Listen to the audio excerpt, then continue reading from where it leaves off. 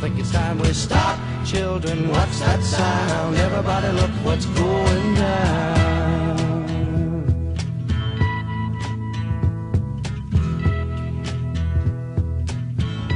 Welcome everyone to Earth Changes News for Wednesday, July 27th, 2011. Today I have a few news stories I want to get to. Whenever I see these new news stories, I try to report on them. And I'm glad I got a lot of responses saying they enjoy the Earth Changes News area. And I'm going to try to do this whenever I see a new news story. So for my new subscribers, let me know if you like this area. So let's get right into the stories. The first one I have for you guys is about a cyclone that's brewing up in the Gulf of Mexico. Now I'm going to be reading this article, but unfortunately, like I said in the past, and to all my new subscribers, I cannot link you to these because this website is a subscription website, and that's why I do this. Because I realize not a lot of people can afford to pay a monthly fee. So I try to read the stories to you guys and report on them. It says, high chance of cyclone threat to Gulf of Mexico. The first major Gulf of Mexico storm of the year is brewing over the northwestern Caribbean Sea, with an 80% chance of becoming a tropical cyclone as it heads northwest to the Texas coast and posing a threat to energy facilities in the area. The U.S. National Hurricane Center said the tropical wave moving over the Yucatan Channel at 15 miles per hour may develop into a tropical depression later on Wednesday. Computer weather models project the system will hit somewhere between the northeast western and Texas coast over the next few days. Projected tracks have shifted more northwestward to the coast of Texas over the last 24 hours. And then it says about 1/4 of the U.S. oil production and some 10% of natural gas output is vulnerable to this storm, to be named Don if it strengthens. And of course everyone knows that, you know, when a storm hits these natural gas facilities and these oil facilities, the first thing we see is gasoline prices skyrocketing. It says a move to the north and northwest could prompt precautionary shut-ins in offshore production facilities depending on its intensity, although it will need to strengthen rapidly to pose any threats to facilities, JP Morgan analyst Lawrence Eagles said in a note. It says no significant evacuations right now, but we're monitoring the storm.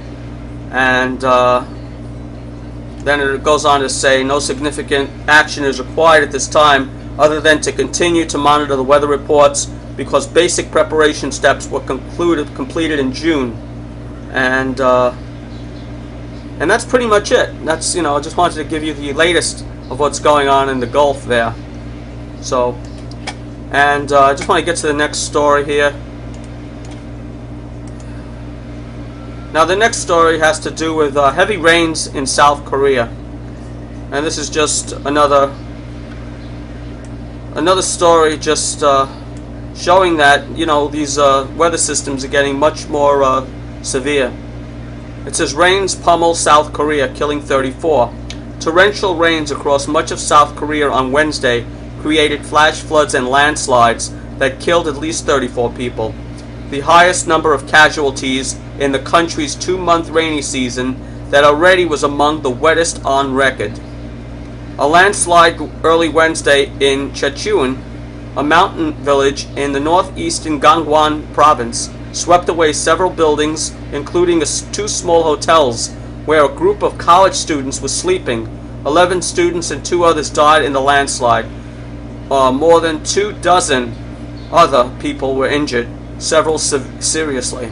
Can you imagine you're in a hotel? I mean, just imagine that, guys. 2 small hotels. Now, I know the buildings there aren't exactly, you know, up to standards, I'm sure, but the small hotels that were swept away, that is crazy. That is really crazy how bad the flooding has to be over there.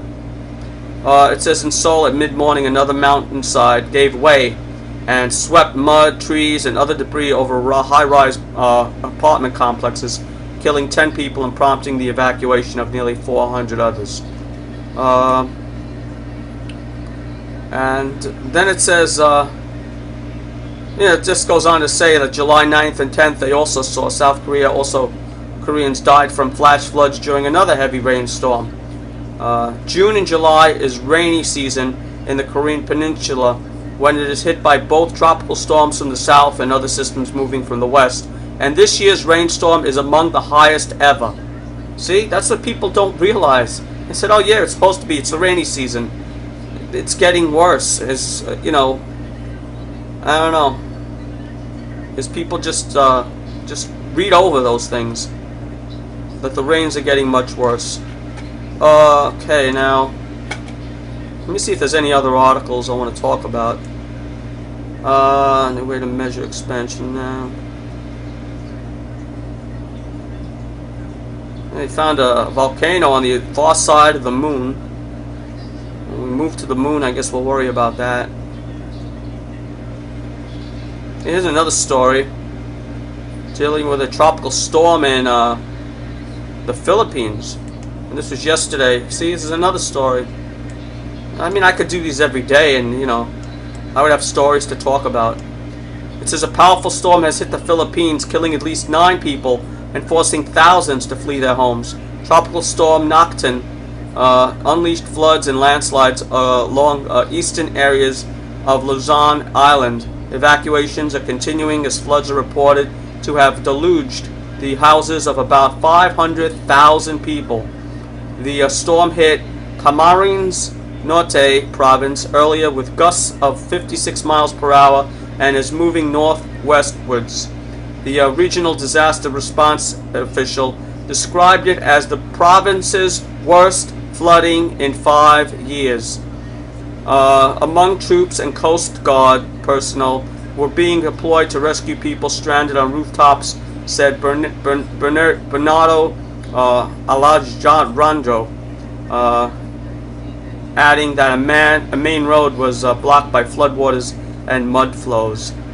And it says, as the rain started overnight, many people tried to reach safer areas, including churches and village halls.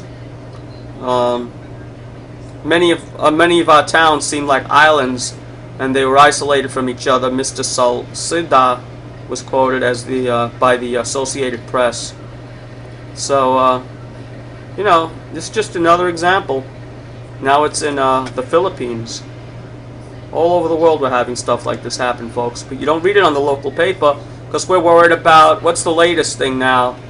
That girl who died from overdosing. She was only doing heroin, cocaine, and what else? And crack cocaine, heroin, meth. Who knows? She was mixing 3 different drugs. I mean, it's a terrible tragedy, but I mean, she killed herself.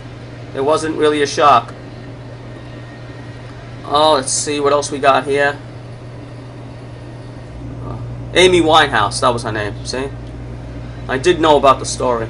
I just don't report on those things because it's just not, she could have been helped. She wanted to help herself. Let's see now.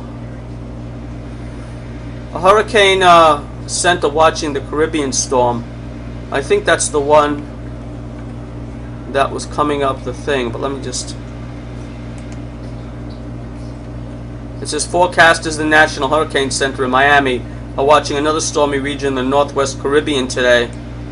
While it's given only a 20% chance of becoming a named storm in the next 48 hours, the disturbance is expected to get more organized in the next few days and does seem like it could bring some badly needed rain to Texas later this week. I'm not exactly sure if that's... Oh, here you go. That is the same story.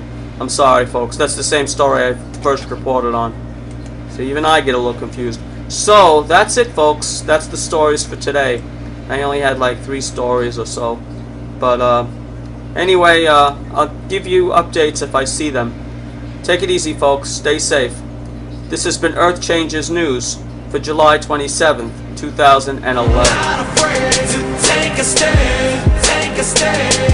Everybody, come take my hand, come take my hand. We'll walk this road together through the storm, whatever